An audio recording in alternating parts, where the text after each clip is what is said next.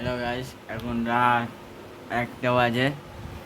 তা এখন আমার মা দেখতে পাচ্ছি জামা সেলাই করছে, কেন কালকে আমরা ঠাকুর দেখতে যাব। তো এখন দিয়ে সব তৈরি করে রাখতে হবে, কেন সকালবেলা বাবা ওই কাজে যাবে। তাই এখন দিয়ে সব কিছু করে রাখছি। রাত 1টা বাজে, এখন 1টা বাজে। তাহলে আমরা এখন সকালে মায়ের জামাটা সেলাই হচ্ছে, আর আমি এখানে বসে মা পাশে বসে আছে, আর কিছুই করছে।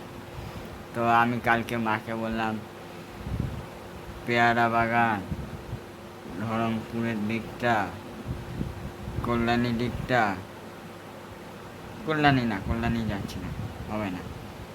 তো আমরা পেয়ারা বাগান, দেশবন্ধুর সামনে যে স্কুলটা আছে ওইখানে তো একটা ভালো করলো। তারপর যে এখানে পুরীর মতন প্যান্ডেল করেছে ওই দিকে যাবো। একটা হচ্ছে তোমার চিচুড়া মাঠের ওইদিকে ঘুরে যাচ্ছি। মানে ব্লকে তোমরা দেখে নিতে পারো ওইখানে কি কি দেখানো হয়।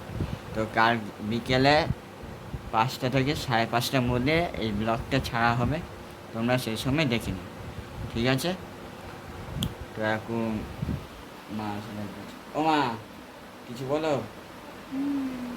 আর কি বলবো, বসে বসে সেলাই করতে হচ্ছে, মা সেলাই করতে হচ্ছে, তো মার তো কোনো কিছু ভালো লাগছে না, কেন ও কি আর করবে। তো এখন মা সেলাই করুক। মা তো আবার চোখে দেখতেও পায় না, যে একবার বুঝতেই পারছে চশমা পরে কে বলেছে? হ্যালো গাইস, আমি ভালো দেখতে পাচ্ছি। এটা হচ্ছে ফিল্টার ছাড়া লাগানো আছে, বাবা চলে এসছে, এখনই লাগবে। তো আমরা ঠাকুর দেখতে যাচ্ছি। এই দেখো আমরা রেডি হয়ে গেছি, দেখো শাড়ি পরেছি। তো কেমন লাগছে বন্ধুরা অবশ্যই তোমরা জানাবে।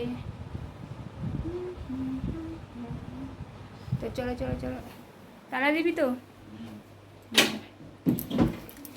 আমার রুমালটা দে।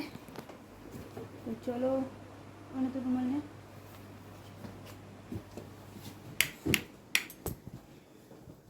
এখন আমরা যাই।